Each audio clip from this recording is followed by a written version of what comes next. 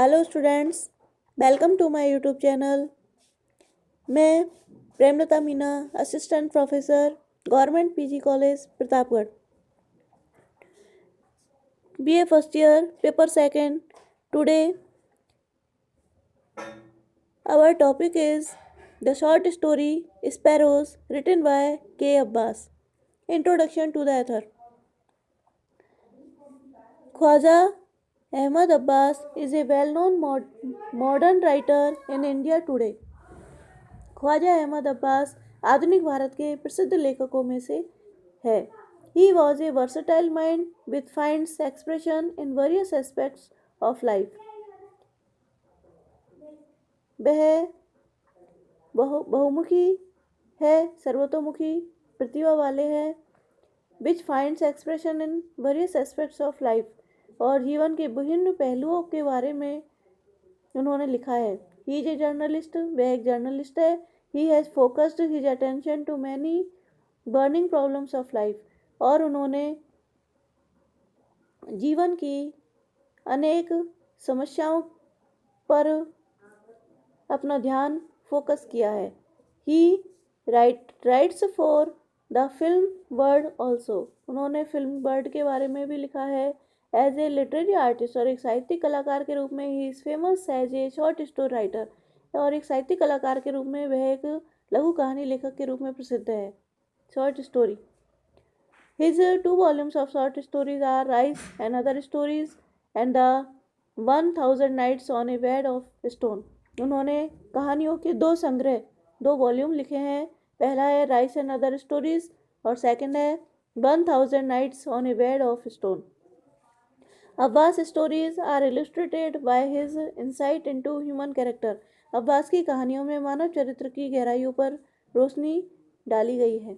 Particularly the poor and down trodden, और विशेषकर गरीब और दलित लोगों के जीवन पर उन्होंने लिखा है।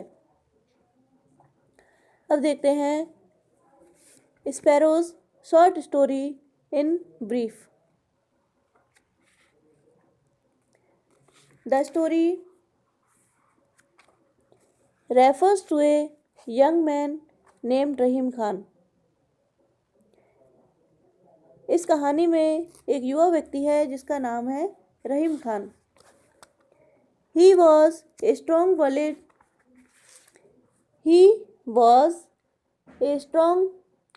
man. वह एक बलिष्ठ शरीर वाला व्यक्ति था। He wanted to become a member of say circus party. वह एक सर्कस पार्टी का मेंबर बनना चाहता था। He wanted to marry Radha, young girl daughter of Ramcharan Iblis बनिया। वह उनके गांव के एक बनिया रामचरण की पुत्री राधा से शादी करना चाहता था। His desire was however thwarted, लेकिन उसकी इच्छा नाकाम हो गई। Thus thwarted in his ambition and his love, he became hardened into a cruel-hearted person. अपनी महत्वाकांक्षा और अपने प्यार में नाकाम होने की वजह से वह एक क्रूल हार्टेड पर्सन बन गया, निर्दयी व्यक्ति बन गया। He was now 50, वह लगभग 50 साल का हो गया था। He worked in his field, वह अपने खेतों में काम करता था। In the evening, he returned from his fields with his 2 oxen. वह शाम के समय अपने खेतों से 2 बैलों के साथ वापस लौटता था।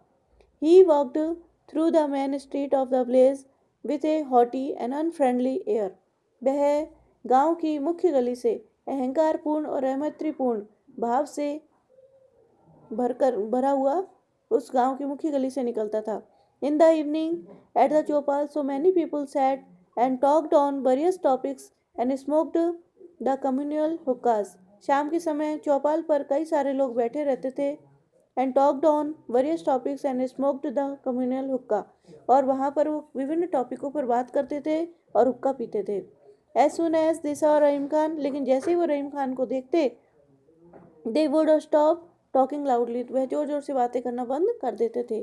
They only whispered, वे फुसफुसाते थे, केवल धीरे धीरे बोलते थे।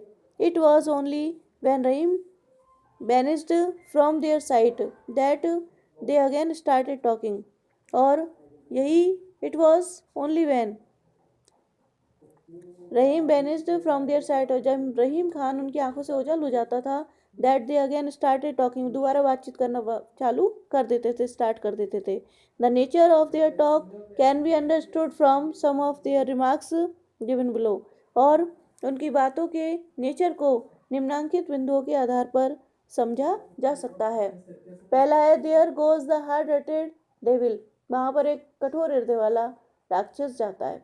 ही is getting worse and worse every day, दिनों दिन वह बहुत बुरा बनता जा रहा है। Only yesterday he beat poor Ramu child for throwing a pebble at his auction, कल उसने रामू के बच्चे को उसके बैलों पर पत्थर मारने के कारण पीटा।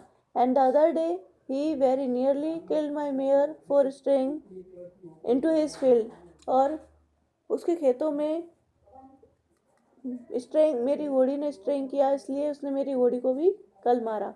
हरे Ram, I have never seen such a cruel man,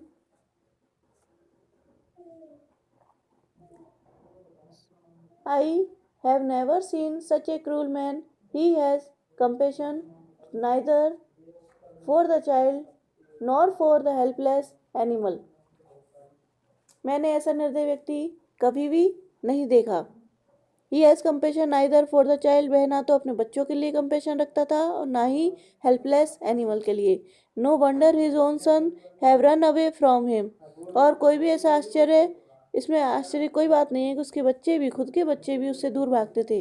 van Rahim Khan reached home one evening, एक शाम को जब रहीम खान अपने घर लौटा, an old woman came out her house, एक वृद्ध महिला अपने घर से बाहर निकली, to give him the news, और उसको ये सूचना दी दैट की his wife had gone to her brother to at Noorpur, कि उसकी पत्नी, उसकी वाइफ अपने भाई के साथ नूरपुर चली गई है, and would be back in few days, कुछ दिनों में वापस आ जाएगी। He knew that his wife would never come back, वह जानता था कि उसकी वाइफ कभी वापस नहीं आएगी। He was in a very angry mood, वह बहुत गुस्से के मूड में था। There was however no one else on home he would vent his anger, लेकिन वहाँ पर ऐसा कोई व्यक्ति नहीं था जिस पर वह अपना गुस्सा निकाल सके। The cat mewed in a corner, एक कोने में बिल्ली म्यूड कर रही थी, म्याऊ म्याऊ चिल्ला रही थी।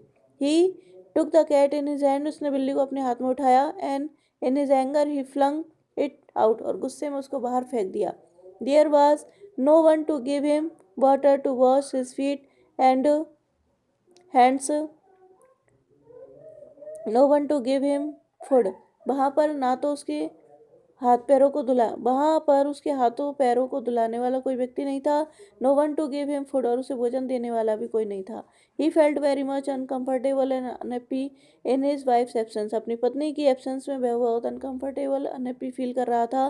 Van his wife was there he was always angry with her, और जब उसकी पत्नी वहाँ पर थी तब वह उस पर बहुत गुस्सा करता था। Her absence made him more angry, और अब उसकी एब्सेंस में वह और भी ज़्यादा एंग्री हो गया था।